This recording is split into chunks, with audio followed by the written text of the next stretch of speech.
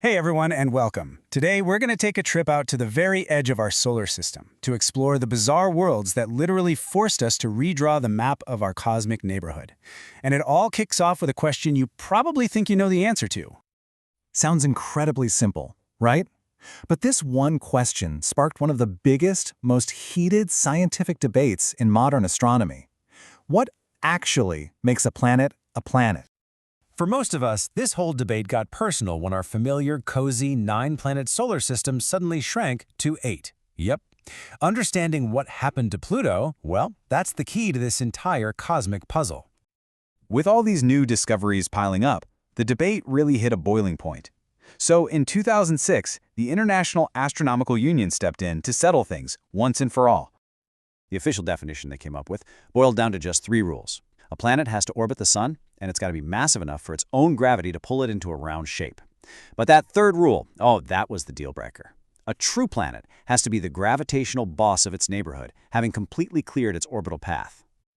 So, what do you call an object that's round and orbits the sun, but isn't the boss of its own orbit? For these kinds of worlds, astronomers had to create a whole new category, the dwarf planet. This chart just lays it out perfectly. You can see both planets and dwarf planets check the box for orbiting the sun, and they're both spherical. But look at that last line, clearing the orbit. That single difference, that's everything. It's what separates a world like Earth from a world like Pluto. So, how many of these worlds are out there? Officially, the number is 5. But the key word there is officially. Astronomers have already spotted hundreds of other candidates lurking in the darkness of the outer solar system. Our family of dwarf planets is almost certainly going to get bigger.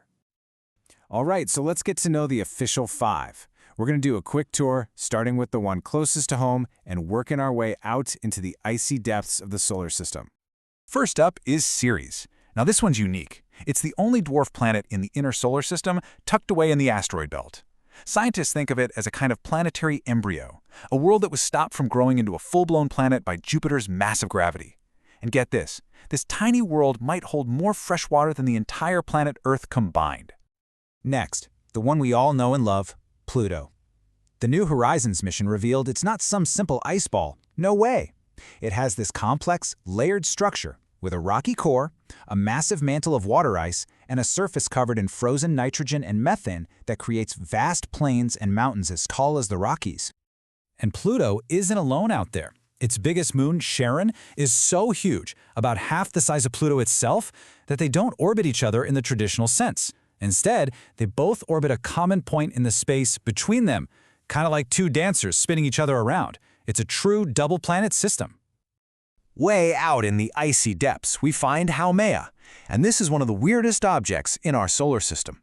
It's been so fast, a day there lasts only 4 hours, that its own rotation has warped it into the shape of a rugby ball. This bizarre shape is probably the result of some massive, ancient collision. Then we've got Makemake. This world is a big deal, historically speaking. Its discovery back in 2005, along with our next dwarf planet, was a major wake-up call.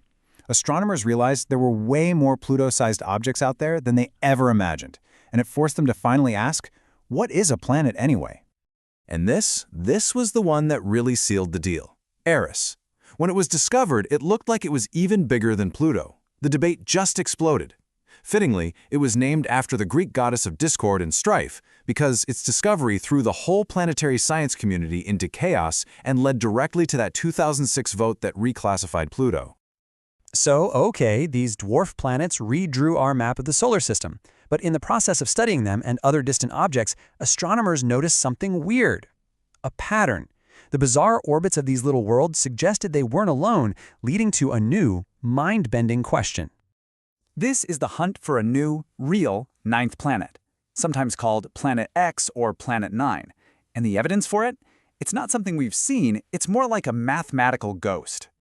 Let's be really clear here. Nobody has actually seen Planet X. It's a hypothetical world predicted by the subtle but powerful pull of its gravity. Astronomers noticed about half a dozen distant objects with bizarrely aligned orbits. They're all clustered together, as if they're being gravitationally herded by something massive and invisible. And this table really puts its potential scale into perspective.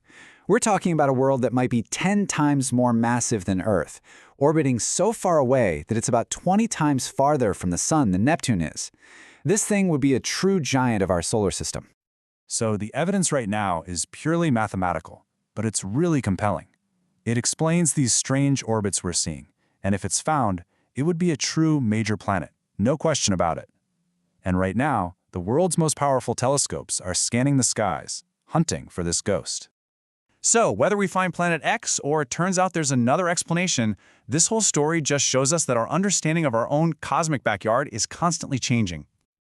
I love this quote from NASA's Jim Green because it just perfectly captures the spirit of science. It's not about being right, it's about the search for answers.